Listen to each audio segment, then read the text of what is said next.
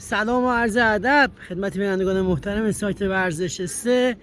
اینجا ورزشگاه دستگردی، ورزشگاهی که تا ساعتی دیگه میزبان یکی از حساس ترین رقابت‌های لیگ برتر از هفته آخر یا هفته 30 هست. دیداری که بین تیم‌های پیکان و استقلال قرار برگزار شه.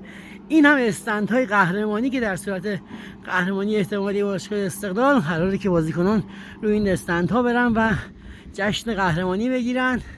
البته باید نتایجی رقم بخوره در ورزشگاه آزادی که استقلالی بتونن با در صورت غلبه بر پیکان مقام قهرمانی لیگ برتر برسن.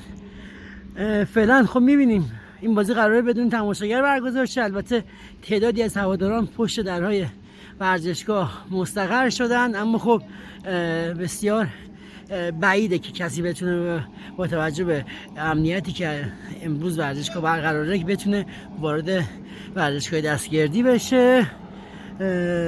خبر دیگه این نیست.